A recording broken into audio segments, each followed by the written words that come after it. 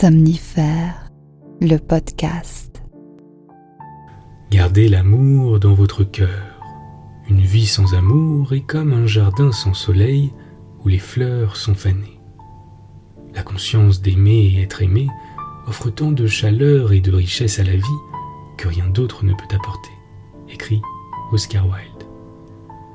Bonsoir à toutes et à tous, nous sommes le lundi 14 février et Somnifère vous propose de refermer cette Saint-Valentin avec une sélection des plus belles lettres d'amour, parmi lesquelles celles de George Sand et Alfred de Musset, Lamartine ou encore Apollinaire. Je vous souhaite une excellente nuit et maintenant place à notre séance de relaxation. La séance de relaxation. Notre séance de relaxation ce soir nous invite à nous détendre au son d'une pluie douce et légère. Je vous laisse quelques instants pour bien vous mettre à l'aise, pour fermer les yeux, pour ajuster le drap ou la couverture. Et si vous êtes sur le dos, vous pouvez, si vous le souhaitez, poser une main sur votre ventre.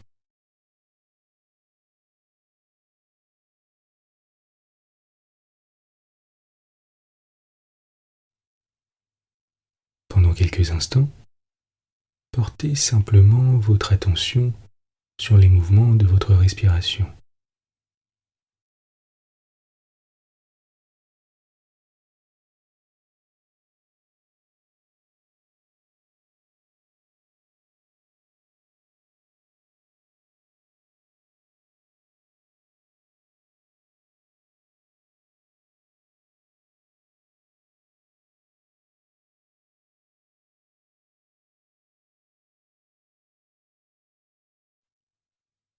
Concentrez à présent votre attention sur le son réconfortant de la pluie qui commence à tomber.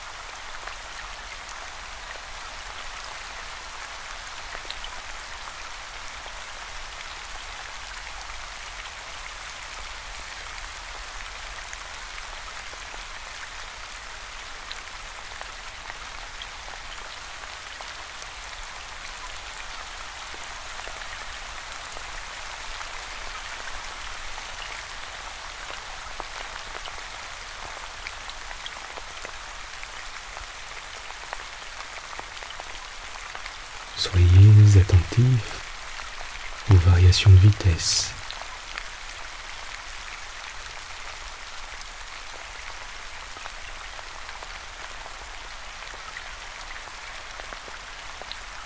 Au poids des gouttes qui tombent.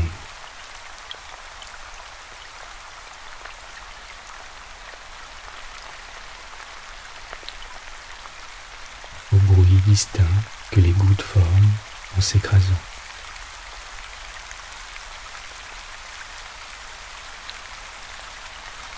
À cette mélodie apaisante et réconfortante.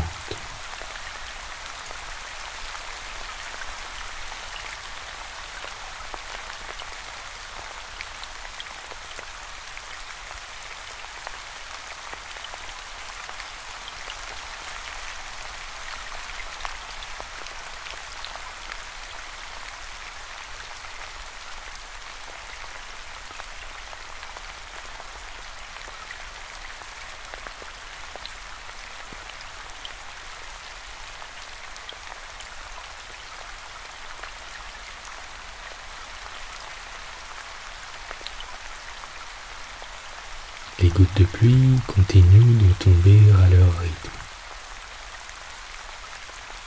sans effort.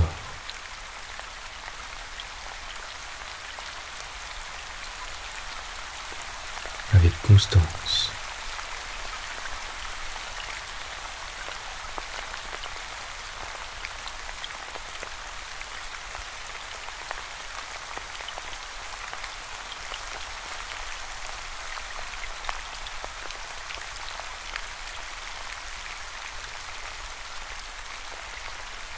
Vous pouvez choisir où cette pluie est en train de tomber.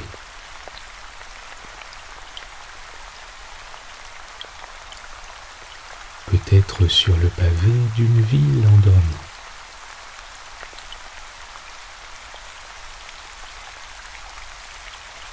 Sur la terre mouillée qu'elle nourrit.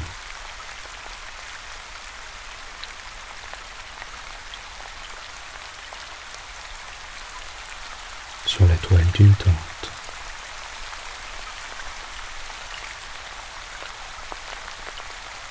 Sur le toit d'une maison.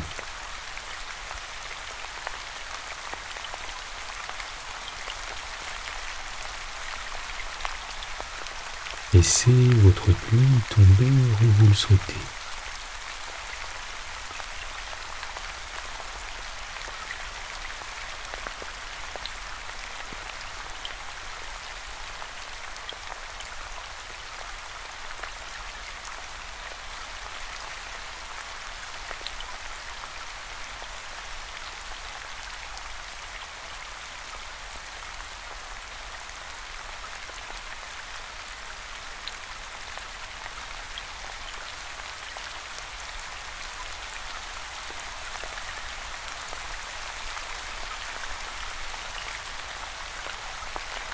Continuez de vous laisser bercer par le son de la pluie en portant votre attention à présent sur votre respiration.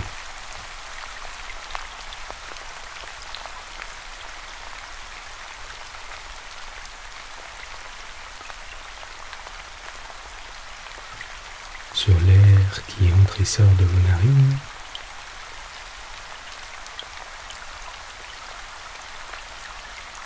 Sur la quiétude qui s'installe un peu plus à chaque expire.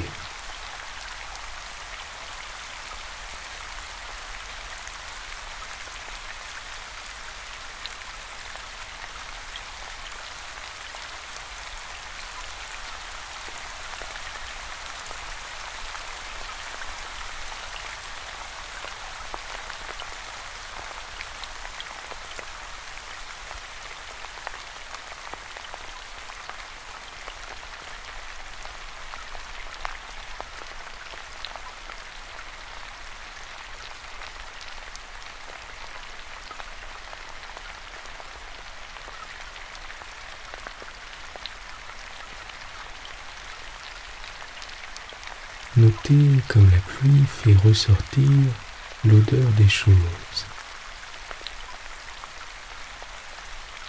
Une odeur fraîche et singulière.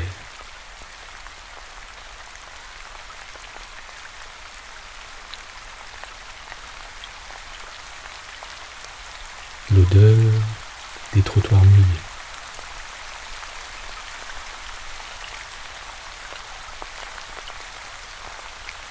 L'odeur de la terre.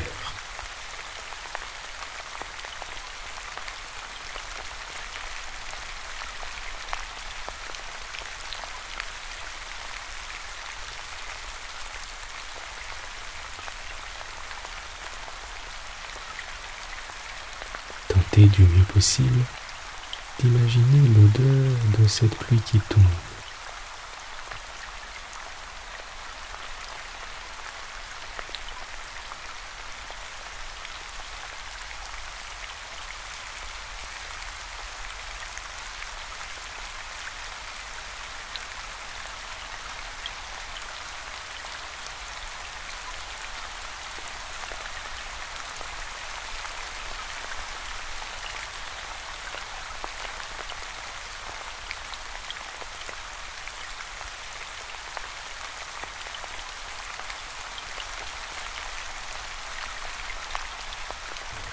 Tâchez de bien relâcher les épaules et la nuque.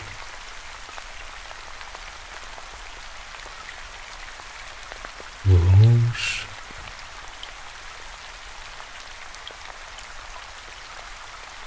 Vos genoux. Et vos pieds.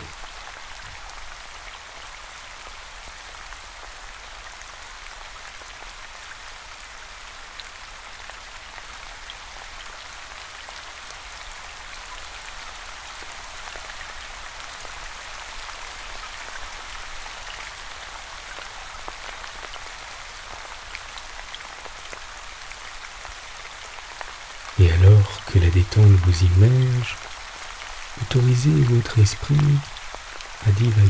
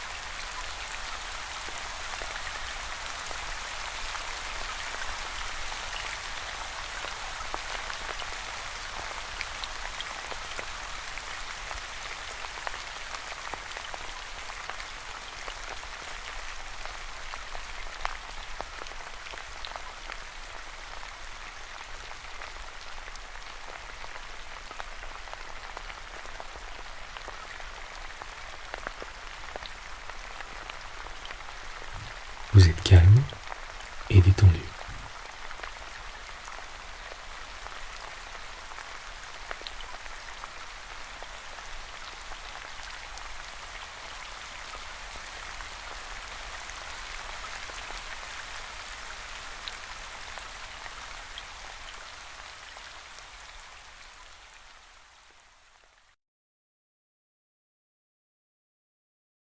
L'histoire du soir.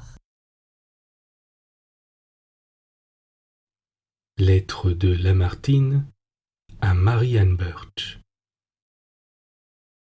J'ose vous supplier, mademoiselle, de ne pas juger avec sévérité la démarche à laquelle la nécessité me force à recourir, et de lire au moins cette lettre jusqu'au bout.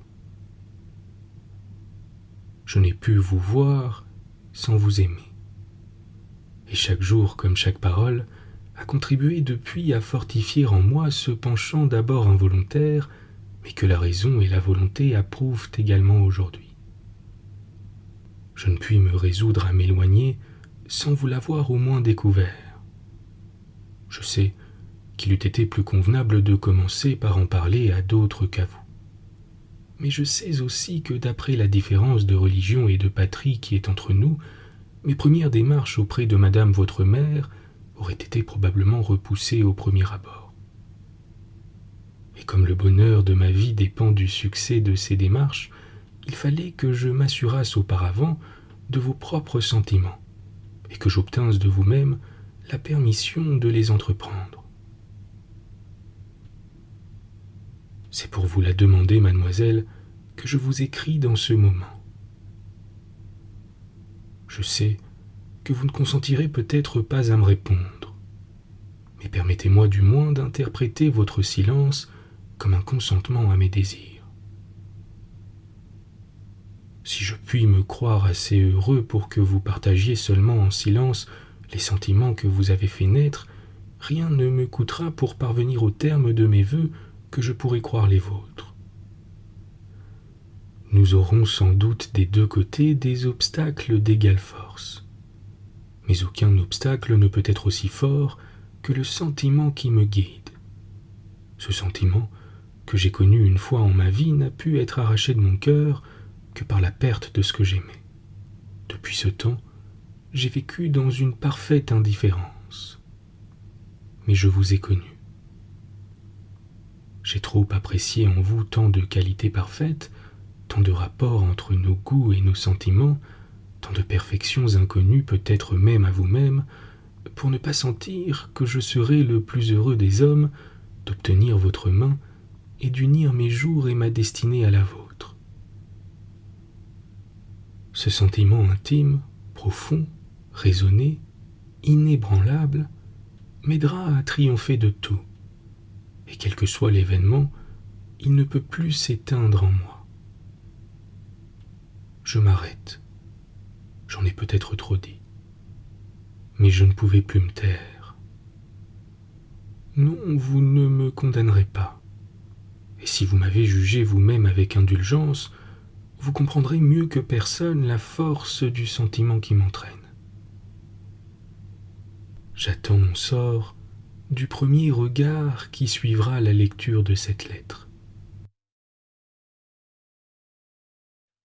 Lettre d'Honoré de Balzac à Evelina Hanska.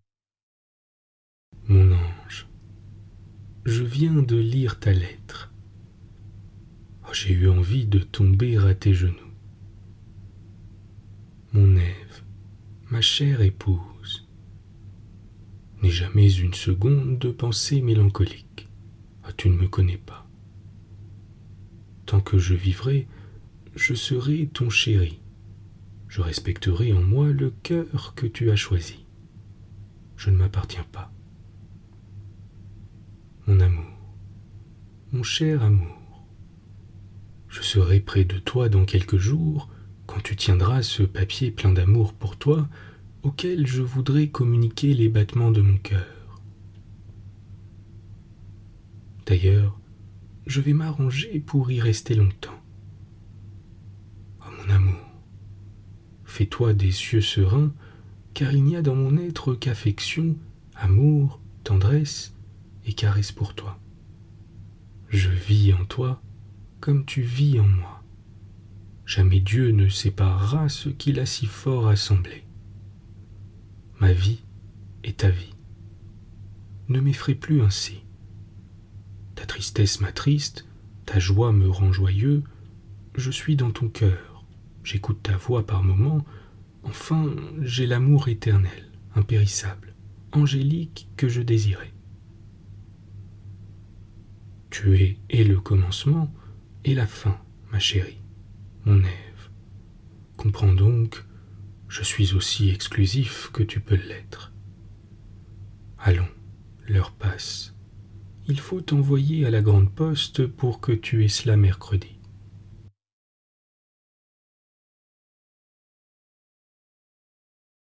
Lettre de George Sand à Alfred de Musset.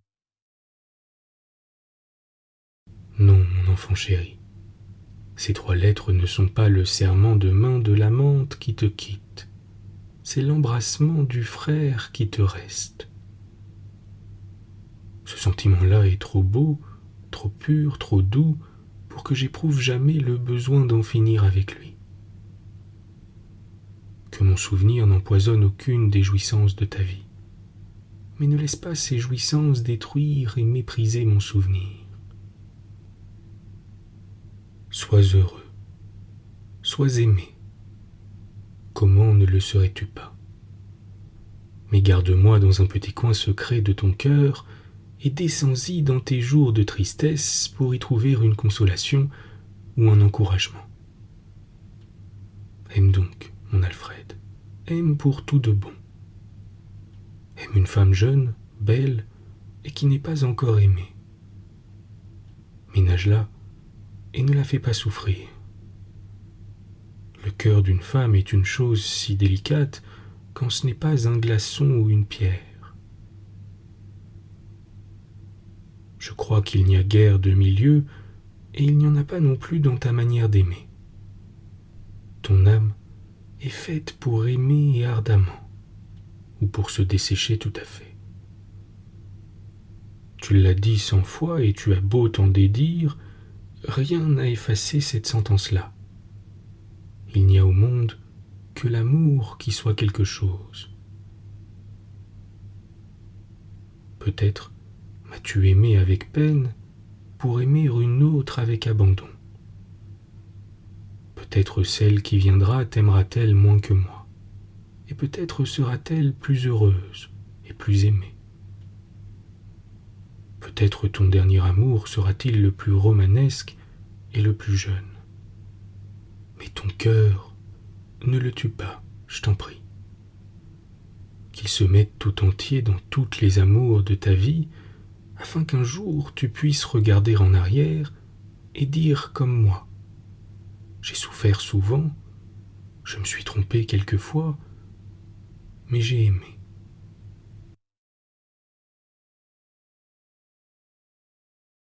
Lettre d'Alfred de Musset à George Sand.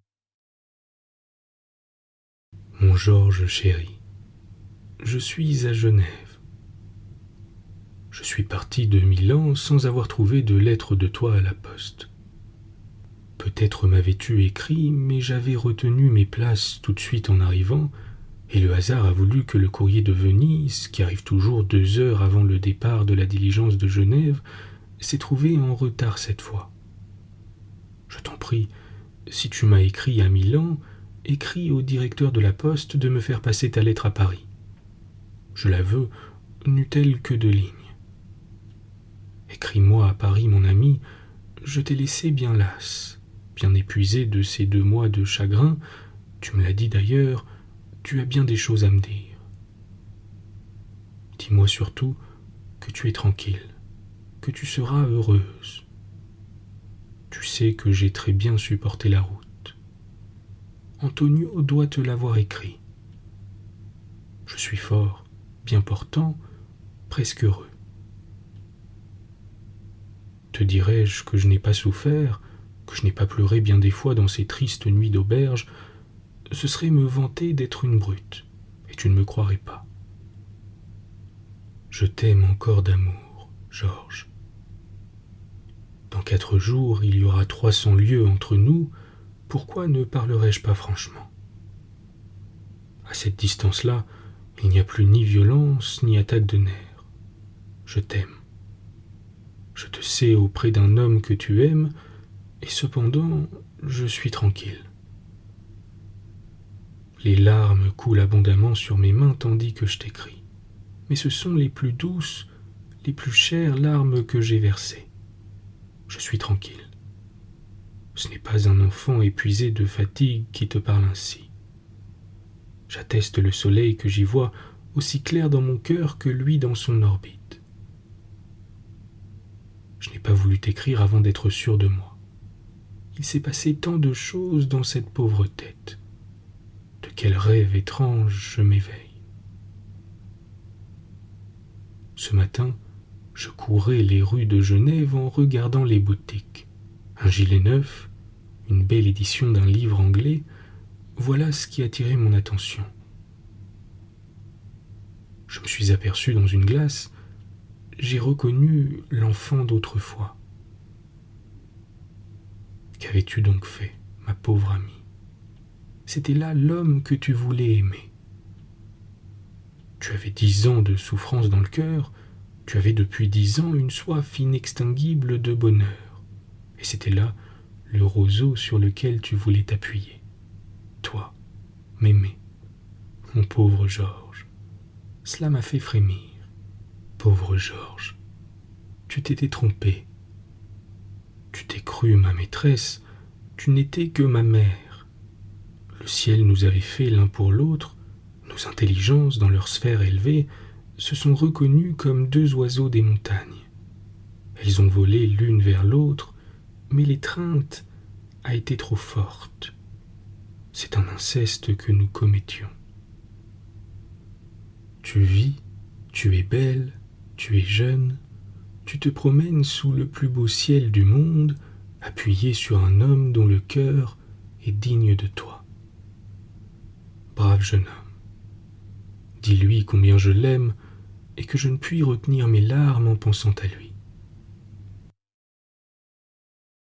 Lettre de Guillaume Apollinaire à la comtesse Louise de Coligny-Châtillon. Oui, Malou, tu es Malou à moi, ma chose vivante que j'aime infiniment, mon bijou précieux, ma petite perle ronde comme ton derrière, comme tes 2 petits seins infiniment jolis et si joliment fleuris de 2 roses sans épines. Nous sommes ensemble pour toujours. Oui, tu m'as tout dit, et tu es si à moi et si en moi que tu devines tout de moi. Il y a une correspondance unique et inouïe entre nos âmes. Je t'aime, ma chérie, et te caresse doucement bouche dans ma bouche. Tanguy. Lettre de Napoléon Bonaparte à Joséphine de Beauharnais. Je n'ai pas passé un jour sans t'aimer. Je n'ai pas passé une nuit sans te serrer entre mes bras. Je n'ai pas pris une tasse de thé sans maudire la gloire et l'ambition qui me tiennent éloigné de l'âme de ma vie. Au milieu des affaires, à la tête des troupes en parcourant les camps, mon adorable Joséphine est seule dans mon cœur, occupe mon esprit, absorbe ma pensée. Si je m'éloigne de toi avec la vitesse du torrent du Rhône, c'est pour te revoir plus vite. Si au milieu de la nuit je me lève pour travailler encore, c'est que cela peut avancer de quelques jours l'arrivée de ma douce amie. Et cependant, dans ta 3e lettre, tu me traites de vous. Vous toi-même. Comment as-tu pu écrire la lettre? Mais qu'elle est froide. Et puis, du 22 au 26 restent 4 jours. Qu'as-tu fait, puisque tu n'as pas écrit à ton mari? Ah mon ami, ce vous et ces 4 jours me font regretter mon antique indifférence. Malheur à celui qui en serait la cause. Put-il pour peine et pour supplice éprouver ce que la conviction et l'évidence qu'il serait ton ami me feraient éprouver? Mon âme est triste, mon cœur est esclave, et mon imagination m'effraie. Tu m'aimes moins. Tu seras consolé. Un jour, tu ne m'aimeras plus. Le jour que tu me diras « je t'aime moins » sera ou le dernier de mon amour ou le dernier de ma vie. Si mon cœur était assez vil pour aimer son retour, je le hacherais avec les dents. Joséphine, si tu cesses de m'aimer, mon cœur entièrement occupé par toi a des craintes qui me rendent malheureux. Si tu m'aimes moins, tu ne m'auras jamais aimé. Je serai alors bien à plaindre. Bonne nuit. Bonne nuit.